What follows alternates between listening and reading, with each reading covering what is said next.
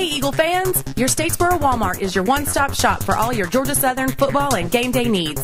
Pick up your GSU sports gear here. We have t-shirts, hats, tote bags, koozies, stadium bleacher seats, car spirit flags, wall pennants, beads, and more right here at the best prices in town.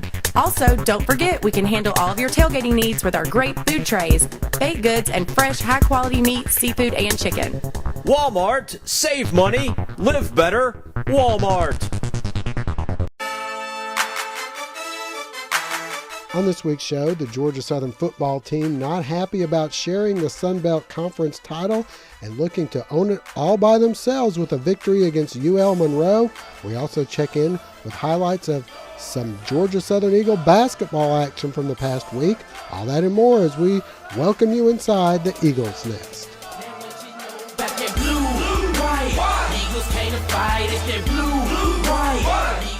And welcome inside the Eagles Nest. I'm your host, Josh Aubrey, being joined as always by Matt Yogus, sports editor and Georgia Southern beat writer for the Statesboro Herald. And Matt, one sport wrapping up, one sport getting underway, the Georgia Southern men and women with the doubleheader this past weekend, one coming up. The guys had a game to kind of let us know maybe a little more where they stand. Pretty good performance on Monday, but let's begin with football, who didn't even play this past weekend, but know they're at least co-champs, which means they're champions in the Sun Belt in their first year. Pretty impressive. Yeah, short of a win, you can't really complain if you're Georgia Southern fans. You got a week off. Appalachian State beat maybe the best team in the league in UL Lafayette.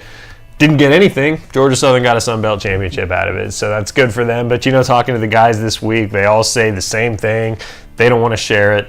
This is a championship game this weekend against UL Monroe, and if they win this one, they do win it outright. All right, the big question mark this week is what will the attendance be like on Saturday, and is this a referendum on moving up if they don't have the greatest attendances? I know there's been some talk about what's the attendance been like in the playoffs when they were in FCS. I think this is a totally different thing because this is the last game of the season.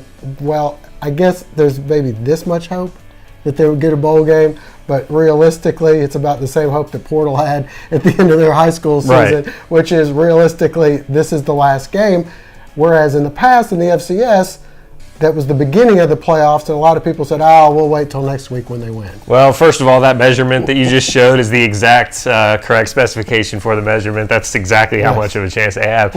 But, the thing about the playoffs is it could be your last game. You don't know, so show up. The last playoff game had like 8,000 people at it. 8,888 was the announced attendance, right, I think. And, that was a referendum on the FCS to me. Of course they should have moved up. Now, for this game coming up, no, I don't think the attendance will be as good as it has been the rest of the year. We saw it kind of taper off in the last home game.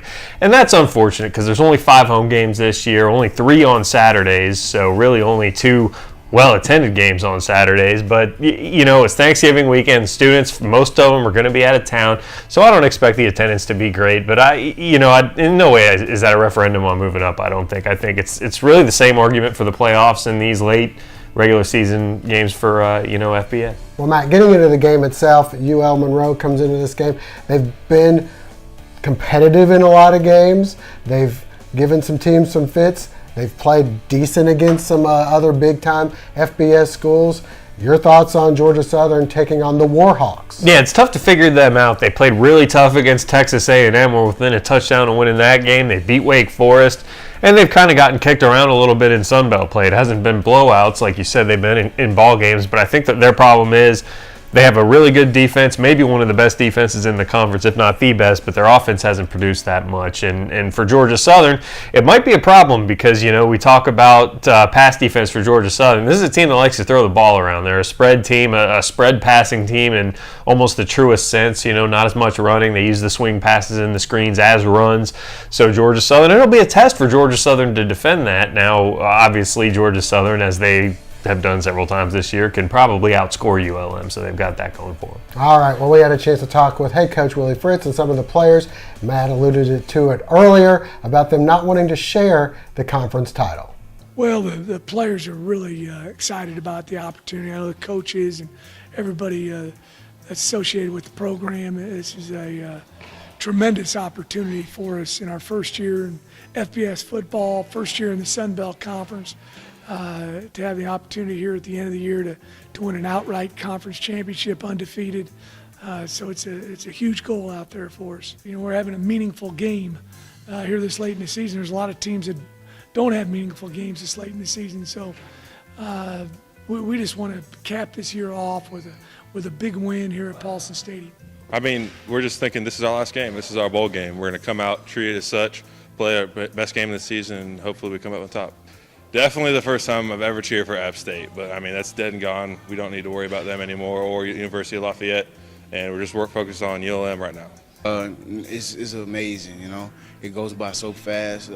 Coming in as a freshman, you never think this would happen, but like now it's quick. It's my last game. It's our last game as seniors, so we're all excited, ready to practice, ready for this game on Saturday. It means a lot to us, so we're super excited to go out there and play this game, and you know, just represent for Georgia Southern as a whole.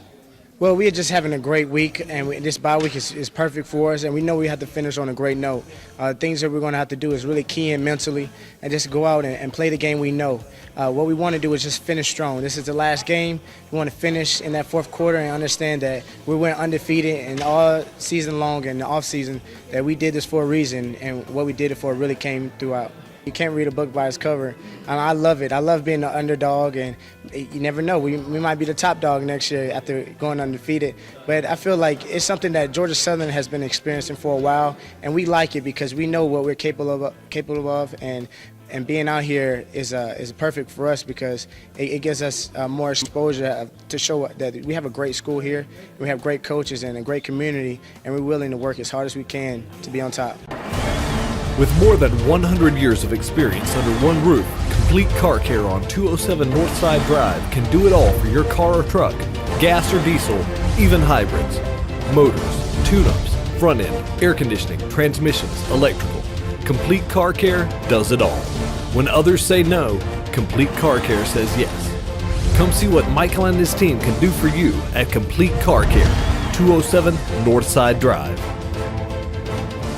Of course, that game getting underway at 6 o'clock at Paulson Stadium, and we encourage everybody to get out there and support the Eagles. Well, some support recently for the basketball teams. I was very impressed by the crowd that turned out on Monday, considering the students were gone and not coming back anytime soon, and they had a good crowd on hand for Florida International, which really gave Georgia Southern fans and coaching staff, I believe, a little better indication than playing Trinity and Johnson, the two prior teams. Yeah, it's kind of measuring stick week for the men and the women. You know, the men had Florida International Conference USA team, the women on the road at Georgia. It's a lot to take out of both of those games. Georgia Southern men, like you said, played really well against FIU. They're not a very good Conference USA team, but they're a Conference USA team, and that's a long way from the National Christian Collegiate Association teams they were playing, last week. Obviously, those were both blowouts, but they played really well. They had a huge challenge under the basket with a 7-footer, scored 33 points, but he was the only one scoring for Florida International. And Jelani Hewitt put the team on his back, also scored 33 points,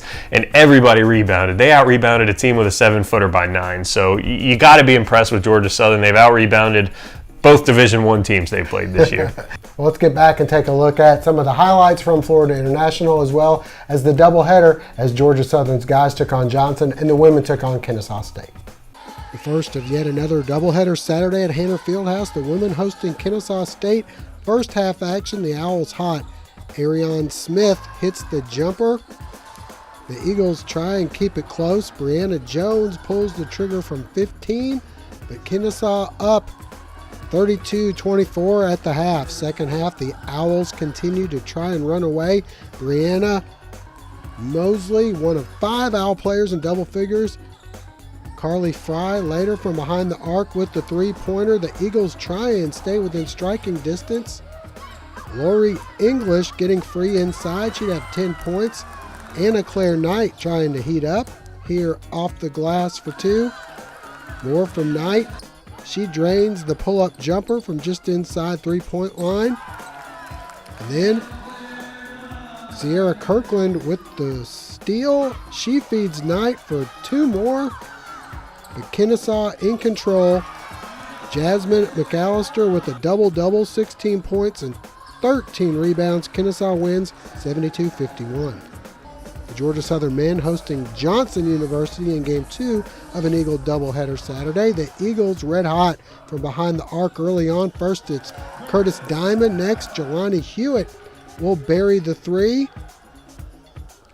Next up, Mike Hughes, one of 6 Eagle players in double figures. Back to Hewitt we go with the NBA range three-pointer here. He'd add another moments later, finishing with a game-high 19 points. Hewitt then starting the break with the steal. Ahead to Hughes for the low hoop and the foul. Eagles by 14. Back outside we go. Devontae Boykin for 3. The Eagles 15 for 43 from three-point range. A lot of jokes made in the preseason about Trent Wiedemann listed as a guard. But the big guy finishing on the break. A double-double for Coy Simmons, who finishes with 10 points and 10 boards. Back to Wiedemann we go. And this is what we expect from the big fella, the rebound and the putback. And finally, Hewitt for 3 more from all alone in the corner. The GSU rolls 97-41. Georgia Southern's taking a step up in competition Monday night at Hanner, hosting Florida International first half, and Jelani Hewitt off to the races for the layup. The Panthers answer on the other end. 7-footer Adrian Diaz with 2 of his 33 points in the game. The Eagles right back. Hewitt matching Diaz with 33 himself. Here with 3. Later, Angel Matias to Trent Wiedemann for 3 of his 11 points in the game. Matias will go to work himself, taking it strong to the bucket. Georgia Southern with a 1-point lead. The Eagles able to out-rebound the Panthers 44-35 here. Matias with the putback. Next, off the steal, Hewitt cruises in for the layup. Eagles by 3. Hewitt later with another steal. The Eagles lead extended to 5. Diaz right back on the other end. Florida International staying close throughout the game, but the Eagles able to maintain their lead off the miss. Kyle Doyle with the putback. Later, Curtis Diamond from behind the arc, 3 of his 11 points in the game. And finally on the break, Diamond going up in traffic as the Eagles go on for the victory, 78-72. All right, one final reminder, doubleheader for basketball Saturday. After that, of course, the football game going on at 6 o'clock. And if you bring your ticket for the football game to the basketball game, you get in for $5. So get out there and have a big day, Saturday all day over on the campus at Georgia Southern. For Matt Yogas, I'm Josh Aubrey. Thanks for joining us. Hope to see you again next week.